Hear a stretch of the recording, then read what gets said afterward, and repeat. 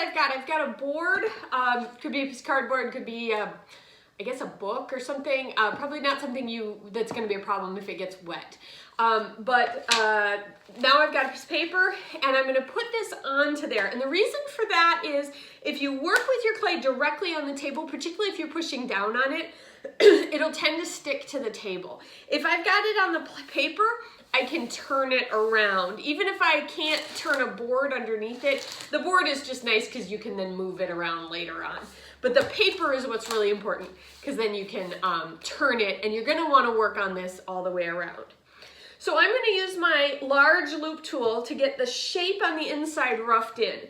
And this should be pretty easy, as in finesse, as far as shape might be more complicated, but getting the clay through, or the tool through, the clay should be pretty easy to cut. If you're having a really hard time getting it to slice, your clay has probably gotten a little bit dry.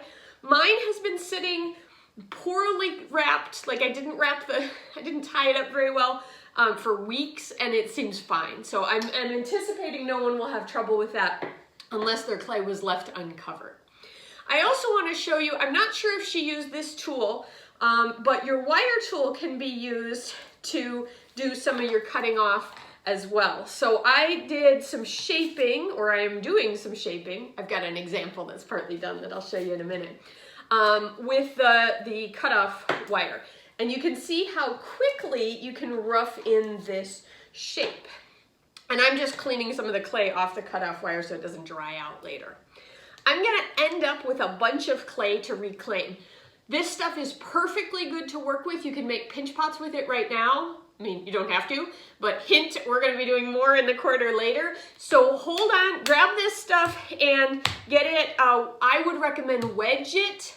Slam wedging is fine, you can just kind of do this, but get it whacked back into solid so it doesn't have a lot of air. It doesn't have a lot of parts that are separated. You want them together so that it doesn't dry out. And then as soon as you are taking a break, I'd put that back into your bag and keep it covered up.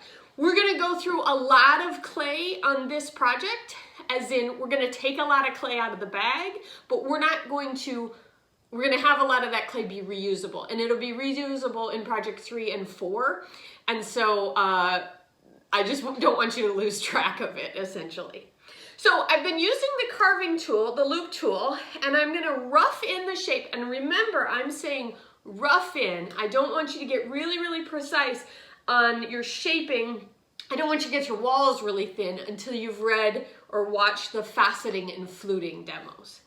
One other technique though I want to show you, and that is a paring knife or a fettling knife. You might have some sort of knife that came in your kit. I think you only have a wooden knife, so I would recommend, if you can get your hands on a fettling knife or a paring knife, or a butter knife is fine, and you can wash it off. You can eat off of it again. Clay is not poisonous. But what I'm going to use for this is, it's hard to get with the wire tool. It's hard to get all the way to the bottom. But I also want to make a curved wall. So not only am I going to chop this little bit off, this little stuff that didn't get all the way cut off, I'm going to get in there pretty aggressively and give myself what we sometimes call an undercut. I'm cutting under, because the result today, what I'm aiming at, is a bowl. And you can see that I've got that curved shape starting on that side and less so on this side.